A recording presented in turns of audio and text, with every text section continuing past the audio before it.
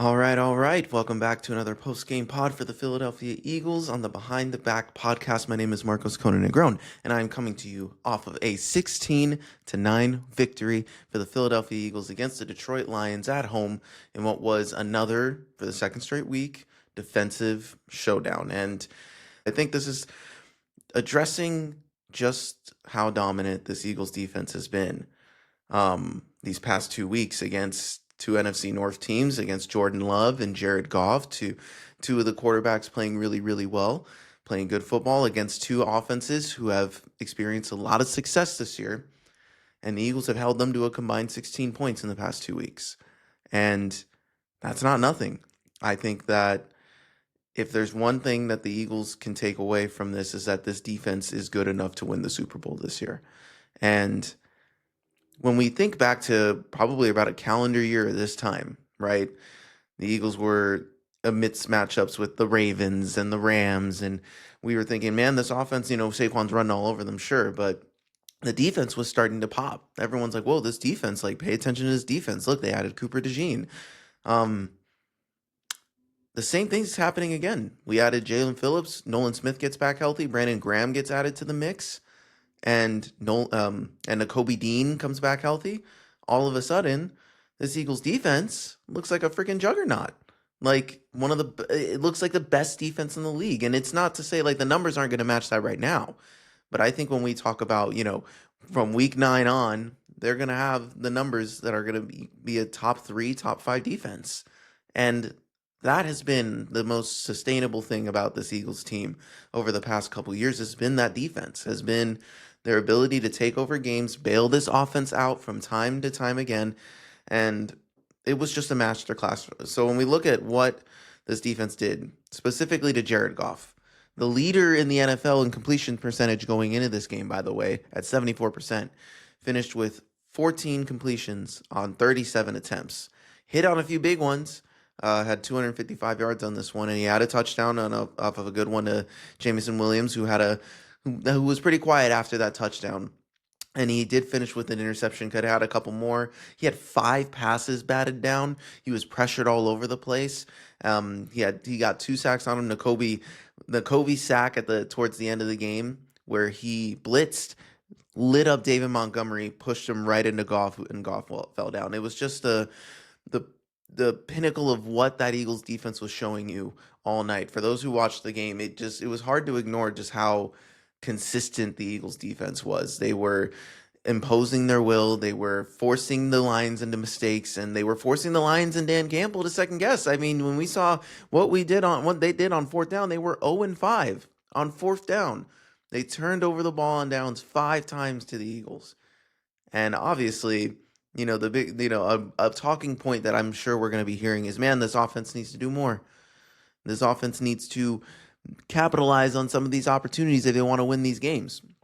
And against the team, the highest scoring team in the NFL, like the Lions, you felt like that was going to be the case. And even with them missing Sam Laporta, they still have a ton of weapons out there.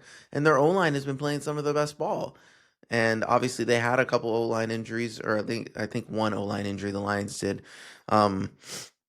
with their guard going out. And I mean, the Eagles are still feasting. I mean, Penei Sewell was getting cooked by Phillips and whoever was out there on him. Like, I watched multiple snaps where Penei Sewell, the supposed best, offensive tackle in the league to a lot of people, who was just getting flamed over and over again. Goff was just getting pressured on over and over again. Only 2 sacks, but Goff looked uncomfortable. Incredibly uncomfortable. He got put in a blender by Vic Fangio. Dan Campbell got put in a blender by Vic Fangio. You could tell, like, there was a couple of 3rd, 4th down plays where Dan Campbell's running, and I'm like, that's a interesting approach to this. And it's funny how many teams try to do that on the Eagles, try to run the ball on 3rd and 4th and short, when I feel like the most effective play would be to do just a quick pass, get yards that way. Because the Eagles defense is just about bend, don't break. You're going to give up a few explosive plays here and there, but all that matters is that when that ball gets across the 50, that they don't score. And the Eagles find ways to make things happen where the other team just doesn't score on them even if they get the ball to the 50. Something happens, whether it's a sack, a turnover, a miscue, a penalty, something happens. And the Eagles escape. And when I look at this defense, and I look at the teams that we have coming up, there are winnable games here where the defense alone should be able to take care of business. So I'm really excited for, you know, what this defense can do. They held that offense to 3 of 13 on third down. And they only had 24 minutes, the Eagles 35. The Eagles controlled this game. The Eagles had 9 penalties. Like, it was not a clean game by the Eagles penalty-wise, although we did get gifted in the very end of the game, 2 minutes to go. Jalen on third down went to throw for A.J. Brown. A.J. Brown misses, but they called Rock Ya-Sin the corner for a penalty, defensive pass interference, which I kind of thought was a really lame call. That really did decide the game. Saquon ultimately ended up getting a first down on the ensuing first and 10, that drive on third down that he ended up getting the first down to seal the deal. But it sucked a little bit just from the perspective of, like, despite how bad that, Lions offense was playing, I did really want the Eagles defense to be the one to seal the deal in that spot. If everything was fair, right? That's definitely going to be a play that's going to be on replay, like, oh, AJ should have been called for a penalty, blah, blah, blah, things like that, right? Although the Eagles did get screwed a couple times in this game too. So again, reffing kind of a thing. The Eagles say, hey, they got a false start on the Eagles. Woo, they called it on the tush push. Okay, relax, everybody. LMAO. I mean, hey, the tush pushes that happened, the Eagles did not have success today on the tush push. The Lions effectively stopped them multiple times, including one on their own 30, which gave them a chance. And, the Lions were able to make that 9-16. That is going to be a questionable decision that people are going to be talking about. Like, should Nick Sirianni have gone for that tush push when they are up 16-6 with about 4-ish minutes left? And the Eagles have the ball. They could punt it away and dare Jared Goff to go down the field like he hasn't done all game. And it still would have been 2-possession game. But the Eagles did give them a puncher's chance. They gave them a chance at the end there with that call. So another questionable fourth down call. But, hey, that's belief in your offense. And in a way, that's kind of belief in your defense that, hey, the defense will be able to stop them even with 30 yards to go. It was pretty ballsy. I will admit that. So I think it was an interesting game. But I think overall the main takeaway is that this defense is not to be messed with. This defensive front looks legit all of a sudden in just the span of a couple weeks. Just from we thought the trade deadline impact was going to matter a little bit, but we didn't think it was going to have this level of effect. Like Adoree Jackson had a couple moments here and there, but he had a really good defense on Amon-Ra St. Brown towards the end there. But he got cooked multiple times by Jameson Williams and Amon-Ra. But because of that defensive front, Jared Goff, man, like, just like a few throws were like this close, like so close, off the fingertips of guys. There was multiple drops in this game. And I think it was from both sides, from both teams, there was multiple drops in this game. It was just the offense was having trouble. And they said it was a windy day. You saw some of the kicks being affected by that, but I wonder, how much of that gets in the way too. It was just a lot of factors, but that's what playing in Philly does, right? It was a playoff atmosphere in there. Jared Goff was away from the confines of his dome in Detroit. You had to deal with the cold, you had to deal with the wind, you had to deal with Philadelphia, and it was too much. It was too much for Dan Campbell. It was too much for Jared Goff and the Lions. It was just, they were uncharacteristically bad on offense today, and that's what this Eagles Super Bowl level defense can do. And I think that's what I'm really this is going to be short because this is my main takeaway, was that how well this defense played and how I believe this defense is capable of, taking this team the distance despite some lackluster play from the offense. I mean, when we look at the rushing yards for the Lions, my main goal going into this game was slow down the run, dare Jared Goff to beat you, and you'll have the best chance to win. Jahmyr Gibbs only had 39 rushing yards. Montgomery had 27 rushing yards. They abandoned the run. They only had 18 carries.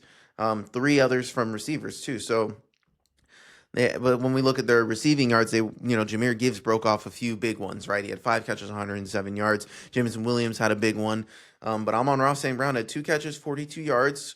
The yards are fine, but he had 12 targets. So 12 targets for two catches is a really great job by the defense. Quinyon Mitchell had good matchups on him. They had him in a blanket. They were visibly frustrated. So I thought that, like, the way that this defense played, man, like they can win you a Super Bowl. And this offense, we were talking about this last year. Like, oh man, this offense, like, they need to figure it out. And you know what? Today, they didn't play great. When we look at Jalen Hurts, 14 of 28, 135 yards, no touchdowns, no interceptions. added 31 rushing yards and a touchdown off of a tush push. Saquon Barkley, 26 carries, 83 yards. They were well-earned runs. He had some good runs in there. Tank Bigsby added, 34 yards. He had, 4 carries, so 34 yards, averaged 8.5 a carry. So he was able to provide a bit of a spark here and there. A.J. Brown, topic of conversation all week, was the most targeted receiver for the Eagles. He had 7 catches and 49 yards off of 11 targets. So he got the targets that he was asking for. He was there making an impact, whatever. Cool, whatever. Weekly A.J. Brown check. Jahan Dotson had 2 catches, 43 yards. They were kind of big, especially one off of when Jalen Hurts was rolling to the right, chucks it deep. Really tough throw on the run, and Jahan Dotson was able to make a big play. Dallas Goedert finished with 2 catches, 24 yards. Devontae Smith, 1 catch, 8 yards. He had a couple drops in this game. It just wasn't his night. And it just felt like the Eagles' O-line, I think, played a great game up from a pass rush perspective. They never got home on Hurts. Hurts was getting the ball out. He was able to escape the pocket. They didn't make that big of an impact in this game, that defensive front. But it was the coverage that they had. They played really well on defense. Their defense stepped up today. So, it's kind of a shame that the defense for the Lions, who we thought we'd be able to pick on these corners, they showed up and they played a really good game today. So, you got to give them credit for doing that. But that's the thing with the Eagles. They do just enough to win each and every week. And this is the conversation around this particular team is like, you watch Josh Allen and the Bills put up 6 touchdowns and they're like, whoa, what an amazing looking team. But, they played a Bucs defense that's a little bit battered, a little bit bruised, and you can put up a lot of points on them. And that's just, but then you watch the Eagles and you go up against the Lions and they're like, oh, they held the Lions to 9 points. But wait, this offense, man, this needs work. And that's just the part that, oh, you have all this talent. But we run into this question every single time. And my faith in this offense isn't shaken. We've seen what they can do. I know what they're capable of doing. Everyone around knows what they're capable of doing. I understand the want for consistency. But there is some consistency here. The Eagles keep winning. That's the consistency. I don't understand what more there needs to be. I'm a purist, right? I'm not a stats guy. I don't care. My favorite stat is winning. And I just think okay, sure. The offense was mediocre. I get it. We're investing all this money into this offense. With the defense, man, the defense has been the defense, the physicality. That's the Eagles right now. And I'll take that. I know this offense can win a game. I know they can. And I know they will. I have faith in that. I'm not worried about it. We beat the Detroit Lions, right? So we've beaten the Lions, the Rams, the Chiefs, the Bucks. We've beaten really, really good teams. The Packers. Who's going to beat us? Who's going to beat us in a playoff game in Philadelphia if the Eagles snag the 1 seed? Who's going to come down to Philadelphia and take that from us? I don't really know, man. There's not really a team. This was an unknown matchup, the matchup with the Lions, right? A team that's been dominating on one side of the NFC for the past 2 years, while the Eagles have been dominating on the other side of the NFC, and they never really linked up. This was our first matchup since 2022. And both teams were in different places then. Now this was, both teams are kind of the cream of the crop, and this was the first matchup in a while. And I mean, the Eagles looked like the better team, and it just felt that way throughout the course of the game, even though our offense was terrible. So, if I really, I'm not worried about this offense in the slightest. I'm not worried that Jalen Hurts is going to have a big game. I'm not worried that Saquon or AJ or any of these guys, we have all the talent. So you put up a few clunkers on offense. You're putting up 26 points in 2 weeks. And your defense has been saving you. Your special teams has been saving you. Jake Elliott in the wind was a killer today. Didn't miss a single field goal.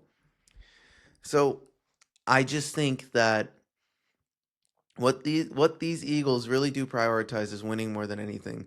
And they don't win the way that you want them to. They don't win the way that I want them to sometimes, right? But they still find a way to win. They're 8-2, number 1 in the NFC with a tiebreaker against the Rams, who are also 8-2. And this playoff picture in the NFC is only going to get crazier, right? The Lions fall to 6-4. Right now, they're out of the playoffs, which is a crazy thing to think about, especially with the Niners. Let's go, baby, bang, bang. Entering back into the fray with a good win against the Cardinals. So it's this NFC playoff picture is going to be all over the place in the next few weeks. The Eagles play the Cowboys. Chance to basically put the nail in the coffin on the division next week in the Kelly Greens on the road. It's going to be a lot of fun. That's going to be a huge matchup. And they play on Monday night. The Cowboys play tonight against the Raiders.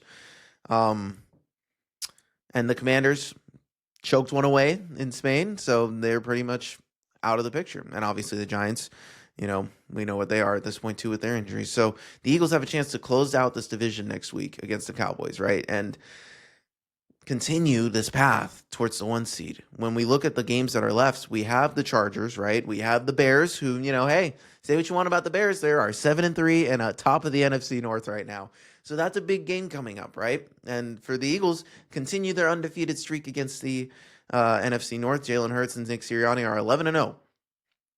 That's dominant. That's insane. That's really impressive. So they keep winning. Like, I don't know what else to say, man. Like, this is going to be what the Eagles are. And I'm really excited to see what this team can grow into in the next few weeks. We will have games where the offense is going to look good against bad defenses. The Cowboys are a bad defense. The Commanders are a bad defense. The Bills are not the greatest defense. So it's like you are going to have opportunities for this offense to shine. And you're going to get opportunities against big-time quarterbacks, Justin Herbert, Josh Allen, come into town and flex your muscles on the defensive side of the ball. I'm excited. That's what I want. These are the matchups that will set us up for the playoffs. But the path to the 1 seed seems much more feasible now, especially when you knock out teams like this. The Rams are streaking. They're playing really well. They're going to be the team that we really have to keep an eye on. But we own that tiebreaker. We own the tiebreaker against the Bucs. We own the tiebreaker against the Rams, or the Lions, the Packers.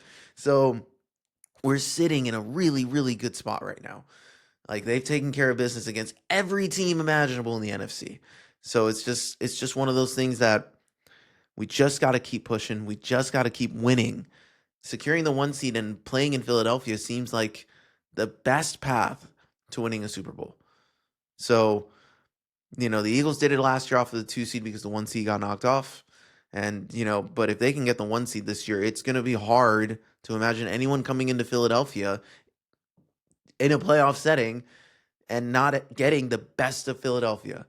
And that's the other thing too. I do think there's an element of the Eagles that are like, they're not trying to play all their cards yet. I think there's an element of wait till the playoffs and you're going to see the best version of this team. And we usually do. So this is a great game, a great win against a tough team, and the defense played their ass off. Like, that was fun to watch. I'm sorry, y'all. Like, there was big plays in there. But it was an ugly offensive showing. Sure, my defense kicked the best offense in the league's ass. That's awesome. That's a game. I will take that 10 times out of 10 if the result is a win. So I enjoyed it. I don't know how much you guys enjoyed it. Probably Eagles fans probably enjoyed this one a lot more than they did the Packers game. The Packers game felt a little more tenuous. This game felt like they were more in control the whole time, despite the terrible offense, right? So I think the Eagles are going to do just fine. I think the Eagles are going to pick things up, especially against, potentially more vulnerable defenses, right? So the Eagles, I'm not worried about, guys. This is for all you guys who are, who might want to panic now, who were worried before. Peeled off 4 straight wins. And sure, the offense doesn't look good. Not yet. Just wait. They will look good. And then the conversation will be like, oh, but can they keep it up? They can keep it up. So I feel great. It's Victory Monday. It's always hard not to feel great, especially when you beat a top rival, a top contender in the NFC. It changes a lot of things for the Lions and how they need to approach these next few weeks. And this changes everything for the Eagles and how they approach the next few weeks. This was a gotta have it for the 1 seed, to stay in contention. And this was just a huge, huge win. So I couldn't be happier. So I'm gonna leave it right here, with some MVPs, with some game balls. If I had to do it, I'm sorry, offense. I don't think the offense anybody on that offense deserves a game ball. So I have to reserve this for the defense, and it's gonna go to Jordan Davis and Jalen Carter, the way they were able to swat the ball, looking like Dikembe Mutombo out there blocking Jared Goff. Jalen Phillips, again, that whole defensive line, just the way they were able to pressure Jared Goff and just have him seem ghost, it was amazing to see. Amazing to see. So you got to give that defensive line the credit.